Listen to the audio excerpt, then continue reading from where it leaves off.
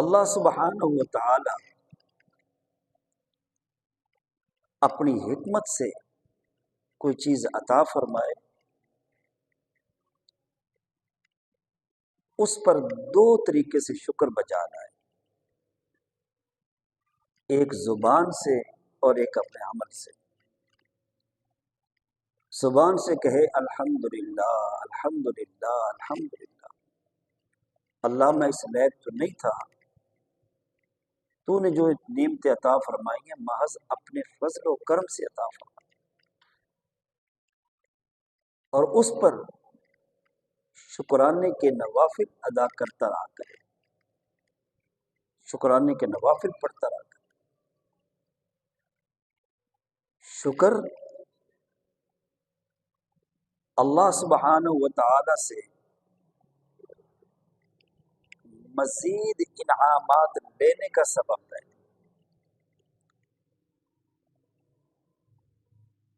اللہ سبحانہ و تعالی حکمت سے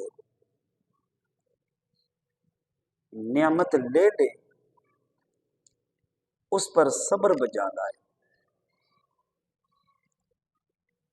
صبر کرنے پر اللہ سبحانہ و تعالی اپنی معیت، اپنی رفاقت عطا کرتا ہے، جو بہت بڑا انعام و اعزاز ہے۔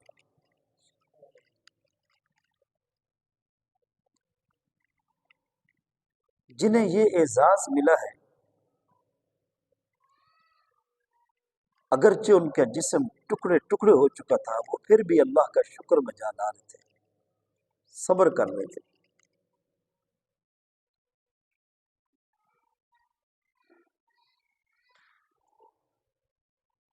بعض لوگ اللہ سبحانہ و تعالی کی نعمتوں پر شکر ادا نہیں کرتے،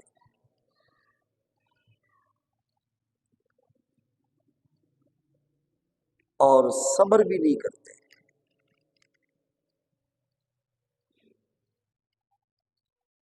بعض لوگ کسی انداز میں شکر تو کرتے ہیں، صبر نہیں کرتے۔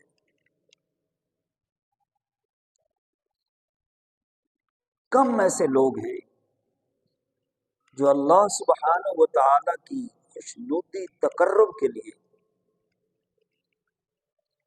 شکر بھی بجا لائیں اور صبر بھی کریں، کہ اللہ کوئی نعمت دے تو ہمیں پھر بھی اللہ کا تعلق مقصود ہے۔ اللہ نعمت لے لے تو اللہ کا تعلق مقصود ہے۔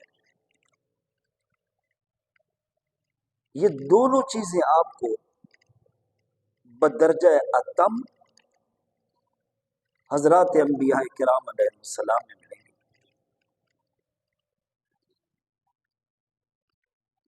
حضرت ابراہیم علیہ السلام، حضرت اسماعیل علیہ السلام کا واقعہ دیکھ لیں۔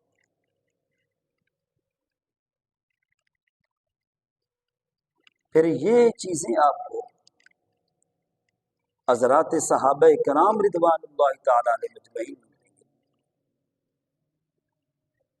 کہ چیزوں کو اپنا مقصود نہیں بنایا۔ اللہ نعمتیں دے تو مقصود اللہ، اللہ راضی ہو، اللہ خوش ہو۔ اللہ نے حکمت سے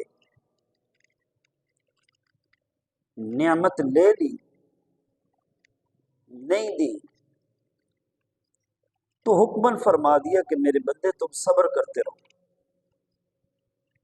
خوش ہو جائے، مطمئن ہو جائے کہ مجھے اللہ نے حکم دے دیا ہے، صبر کرتے رہو۔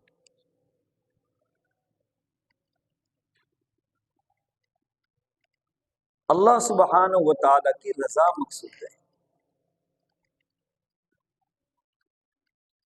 مومن آدمی ہر حال میں اللہ کے حکم کو سامنے رکھتا ہے، غیر مومن ہر حال میں اپنی ضرورت، اپنی منشا، اپنی خواہش کو آگے رکھتا ہے۔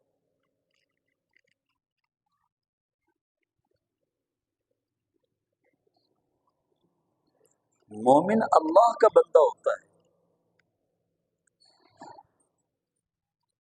غیر مومن خواہش کا بندہ ہوتا ہے۔